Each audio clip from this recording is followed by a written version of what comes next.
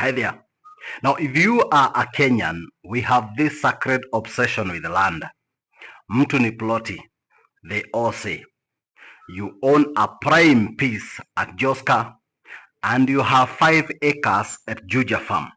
But you are right now at the petrol station calling your friends for 2,000 shillings because your car has run out of fuel. We call this asset rich but cash flow poor. You can't eat a title deed. Neither will Shell accept soil samples as payment for fuel. You are a millionaire on paper, but a beggar at the pump station. Let's talk about moving from that rich to an income-rich individual. My name is Oihora, and this is the Wealth Architect. If you buy a plot and your only plan is to wait for the buy pass to come, then you are not an investor. You are a professional waiter. In 2026, with where inflation is, you cannot wait for land to go up. Waiting is expensive. You are missing out on 13% of government bonds or even 15% of SACCO dividends. That lazy plot could be made an active agent for money making. Real estate for beginners should be about monetization. It should be about making money from the plot that you own that is currently idle. Don't just buy a plot for the sake of owning one. Because you have been told when you come to the city you must work hard, buy a plot, build rental houses, and make money as you sit down. It feels like a good thing, but it might not be the best thing to do with your money, especially if you are starting out. Even if you don't have millions to develop the property, you can make use of that plot to bring in an income. Who is there who can rent that place? Can you get someone who can rent it as a garage? Can someone rent that piece to put up a business? Or could you make any use from that land to make some money? I'm also in the same trap. You have a plot here, you have another one there, you have another one there, because we have been sold this lie that accumulation is wealth creation. It is not necessarily true. You might have so much land which you have no idea what to do with, but you need money. You cannot liquidate that land immediately when you need the money. If you have to sell one of that piece, you realize that it is not as easy as they made you believe. If you sell it under duress, you might have to sell it so cheap that it is going to pain you. So don't just buy land for the sake of owning it. You must have a good reason to own it. You want to buy land because possibly you want to build your own house or your family house. You want to buy land because you have enough money, or whether you are going to borrow it, you have enough ability to borrow some money, either from the bank or from the SACCO, develop an income building facility that will earn you money on a monthly basis.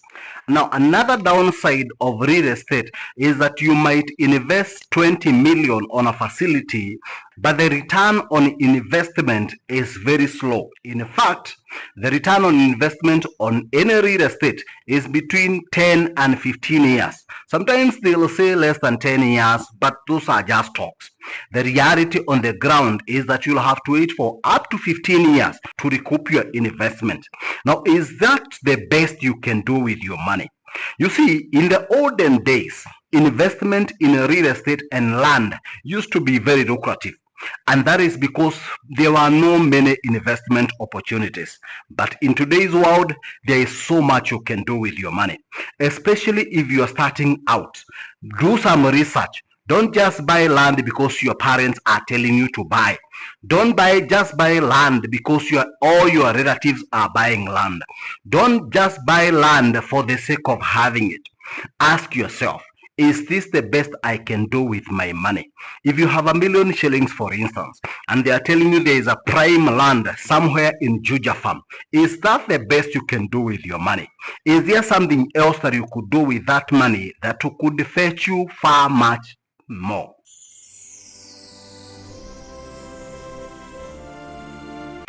Now, let me add this disclaimer.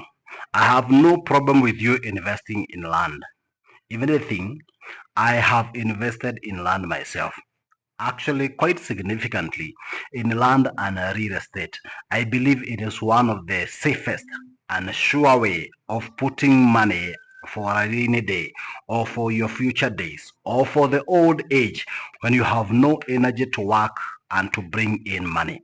Real estate will ensure a continuous flow of income whether you work or not. If you look at the Israelites, for instance, when God was taking them away from captivity, he promised them land flowing with milk and honey.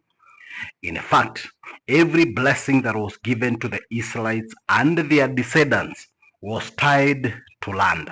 That shows how important land is. You don't want to miss. You must own something. Investments or not, you must own some land somewhere. However, I want you to make choices based on the information that is currently available. Those days, people used to love land because possibly that is all they knew about investments. But today, there are so many choices. You can do so much with your money.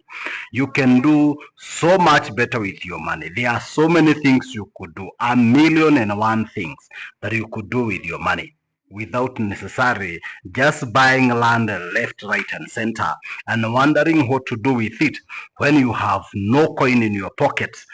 Did you know that disposing land is one of the most difficult things to do? Now imagine this. You have this piece of land somewhere in Kamulu or possibly in Roiro or Kamakis or anywhere else, and you have an emergency. Possibly someone is sick, you need to take them to the hospital, and you realize that hospital bills are one of the ways that can really drive you to poverty. So you want to sell this land. How soon or how quickly do you think you can liquidate a piece of land? It is actually very difficult. If you have not tried, I can guarantee you it is not easy. And if you sell it under duress, you are going to sell it so cheap, it is going to pain you. So you don't want to just put in land. You don't want to put everything that you have into land and plots and real estate, such that when you need a significant amount of money, you are stuck because you cannot liquidate it immediately. How many pieces of idle land do you have, and what do you intend to do with it? You must make that land earn you something. This is no time and a place for idle money. Tell me in the comment section and let's see what we could do with it.